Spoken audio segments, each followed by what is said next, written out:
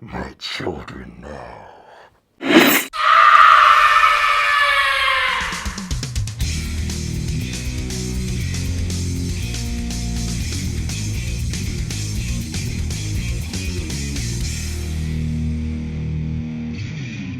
Hello everyone, it's a season of Halloween and I decided to revisit A Nightmare on Elm Street from 1984. This film scared the crap out of me when I was a kid. My brother-in-law showed this to me when I was 6 years old. He rented it from the video store and showed it to me without my parents' permission, and it scared me to hell and back. But I must thank him because it also made me have an attachment to Freddy Krueger, Nightmare on Elm Street. My name is Frederick Lopez. Freddy? Yeah. Anyway, I wanted to revisit this film because this was my first Final Cut segment, and the sound quality on that was very poor, and the video quality is quite bad, and I wanted to revisit it. But if you want to see a more in-depth review, you can go ahead and check out my original review up in the link above.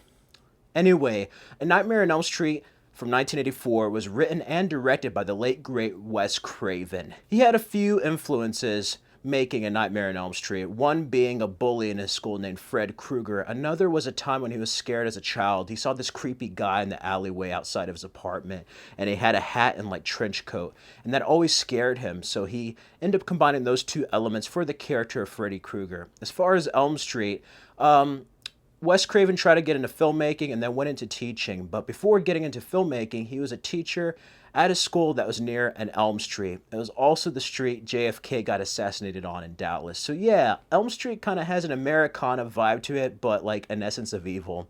And that's what pretty much set up the character and the Elm Street for the setting. But as far as the story of dreams and people dying in their sleep, that was actually based somewhat on a true story. Wes Craven read in the newspaper about this boy who pretty much tried to stay awake. His parents tried to give him sleeping pills, and he died, and they don't know how.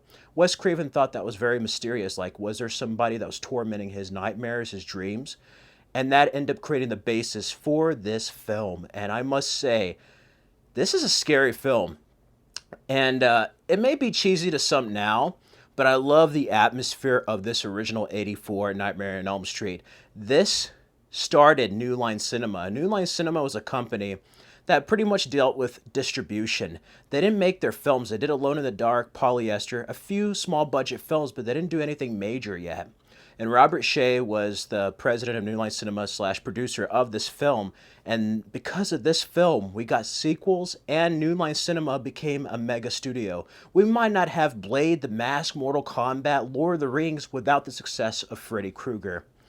And boy, this film is one of a kind. You have your Halloweens, Friday the 13th, but this took the slasher genre, the horror genre in the 80s into a brand new direction. I mean, you have somebody who's unstoppable, but you can't fall asleep. You die in your dreams. That's scary. Somebody who can kill you in your sleep, where you're most vulnerable. Man, and a lot of that is to Robert Englund's performance. He plays Freddy Krueger. Before this, you may have recognized him in V, the miniseries. It took over 3 hours of makeup to transform him into Freddy Krueger. And the makeup artist studied burn victims to give Freddy this look, And it was a very unique look. And that's another thing in this film is that, unlike the sequels, you don't get a clear look at him. He's mostly in shadows, and that makes him more terrifying, too, because it's almost like an evil that's not seen. He's much more mysterious. He's also not a jokester. He's not a prankster Freddy yet. But I must say this, Robert Englund does have personality, and he almost toys with his victims, and that makes him far more scarier in my eyes than, say, a Michael or a Jason, because he does have personality. He relishes killing his victims.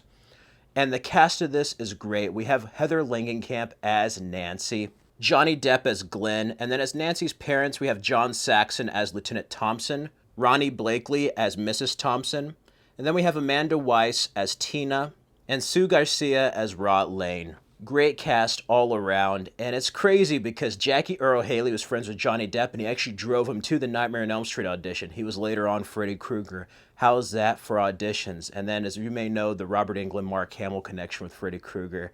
Man, I love the story of this, though, of these kids on Elm Street being affected by this tormentor, the boogeyman, so to speak, of Freddy Krueger. But all of it relating to the sins of the parents. The sins of the parents will be reflected on the children. And the children pretty much don't know that Freddy Krueger was a serial killer. So The parents dealt with Freddy Krueger. He got off not guilty and they burned him alive. So because of what the parents did years before, Freddy has come back as this sort of like spiritual demonic being terrorizing the children of the people who basically killed him. And that's such a cool tale because it not only creates a cool motif, but it also creates like a biblical feeling to this, as well as like Nancy being the one to defeat Freddy Krueger, you know, someone pure, someone that's not evil. She's the final girl here, and I love that. Oh man, I just love the way this is shot and the practical use of effects. You know, the part where Glenn gets killed was in a rotating room. I mean, over 500 gallons of blood were used in this film. No wonder. Anyway, that's why it has that weird look to it, because the rotating room practically got heavy with water and it kind of tipped over.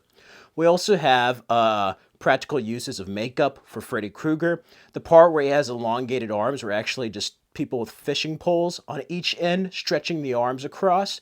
I love that. The part with the wall was actually spandex material where you had somebody imprint their head and hands over it to make it seem like he morphs out of the wall.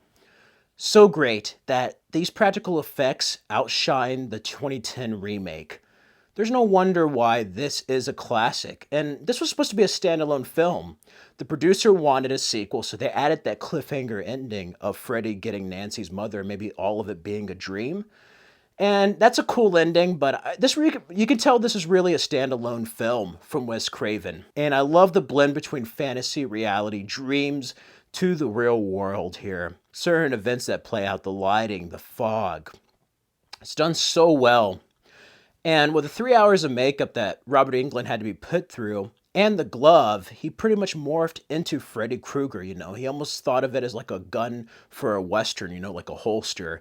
And it created the whole body and persona of Freddy Krueger that I think if you had any other actor or just stunt double, I don't think it would have worked. No, Robert Englund made Freddy Krueger the way he is.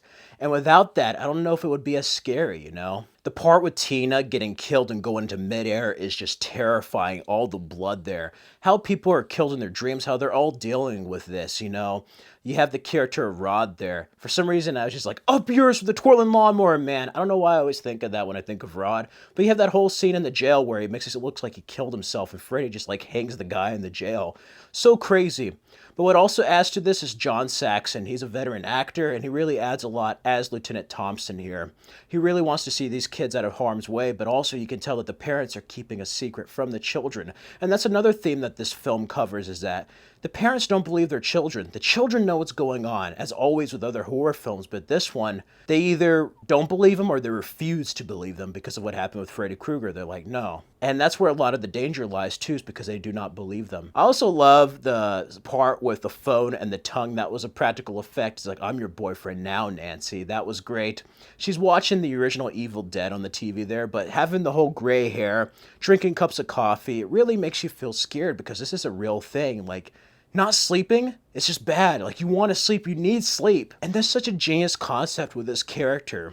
Who could forget towards the end, though, where she does bring Freddy Krueger out of the dream world into the real world. That is so great. I love that. It's very much like Home Alone, her setting all these traps.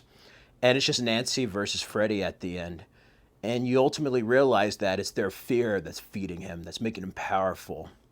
So there's also a statement about fear itself there in this original Nightmare on Elm Street film. Overall, A Nightmare on Elm Street is a Halloween classic, and it's no wonder this spawned a series of sequels. I love the ones by Wes Craven. You can go ahead and check out Nightmare 2, but really, I feel like Dream Warriors is a proper sequel to this film. And this is a good standalone film as well. Freddy Krueger was actually scary in this, unlike the later ones where he almost became a Looney Tunes character.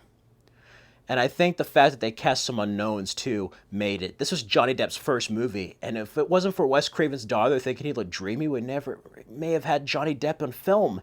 So it's just great seeing how many actors get their start on horror films, much like Kevin Bacon, Friday the 13th and stuff, man. Oh, man. I love this film. I give it a 5 out of 5 and an A+. This is a horror film classic, and if you're a fan of horror films, of 80s horror, you know what A Nightmare on Elm Street is. If you haven't checked it out, go check it out. But if you have checked it out, you know how special this film is, how special this whole franchise is. Let me know your favorite Freddy film, your favorite moments from the original Nightmare on Elm Street. Just let me know down in the comments below. You can also check out these other videos on my channel. and subscribe for more videos. I hope everyone out there has a happy Halloween.